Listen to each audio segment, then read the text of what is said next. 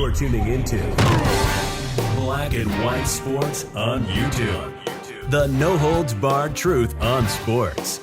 The main event starts now. Black and White Network supporters, make sure you check out the Black and White Network merchandise store. Link in the description. Use promo code USA First, all one word. USA First, all one word. 25% off now. All right, guys, we're going to be talking about the madness that has been going on in sports when it comes to transgenders, namely transgender women, biological men, who want to go over and compete against actual biological women. Now, we've been very, very clear. This is unfair.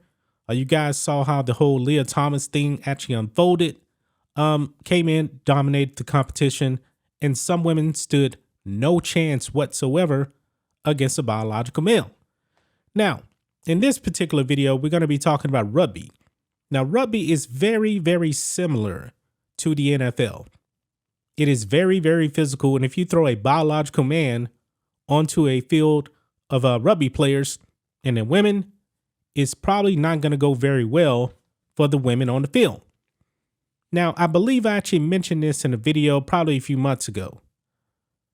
When it comes to rugby, biological men have been banned from actually competing in the female sport of rugby. However, guys, this one quote unquote transgender woman rugby player is now threatening to actually file a lawsuit. Check this out on the Post Millennial. Transgender player threatens to sue women's rugby for banning biological males. Let's read this, guys, because this is complete and utter madness. It says here, England's Rugby Football Union, RFU, is now facing a legal challenge to their ban on biological males playing in female divisions, with one transgender female player claiming that the new rules discriminate against fellow trans athletes in the sport. Why don't you just actually play against biological males? I believe that would actually be fair. But anyway, according to the Telegraph Sport, the London-based law firm Russell Cook has brought forth a pre-action protocol letter, which the outlet describes as a, quote, legal document written to resolve a dispute before court proceedings are commenced. On behalf of Julie Curtis, who is a biological man, following the union's enactment of the ban in July. Curtis is one of 7 registered transgender women in the country that are no longer allowed to play on women's teams following the ban. In 2019, one biological male player on a British women's rugby team was noted to have folded opponents like a deck chair. So they were getting crushed out there like a prime J.J. Watt. This is crazy. Kelly Morgan was nicknamed Beast by teammates and coaches. Joked that it would be nice if Morgan could stop injuring teammates during practice. So this biological male was actually injuring their own teammates during practice. Crazy. Curtis claims that the sport's governing body discriminates against her on the basis of her gender reassignment protective characteristic under Section 7 of the Equality Act of 2010, according to the Telegraph Sport. Curtis was set to play for Hove RFC's women's team in the 2022-23 season.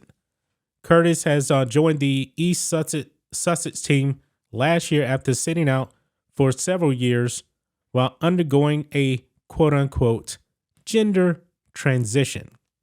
Okay. The 53-year-old, this person's 53, guys. Wow. Has stopped attending training since the ban was enacted because Curtis claims Curtis cannot participate fully and felt distraught by RFU's decision. Quote, this issue is not about me.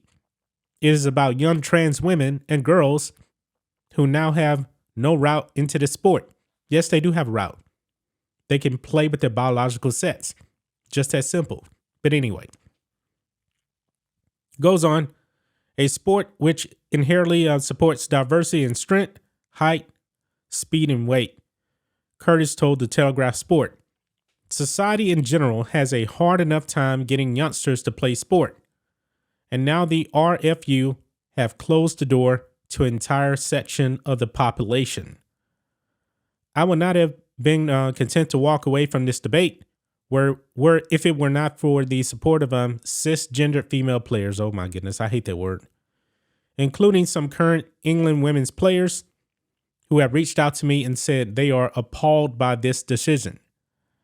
I'm willing to have my position change if the RFU can demonstrate that this change has genuinely been driven by female players who are genuinely asking for it," Curtis continued.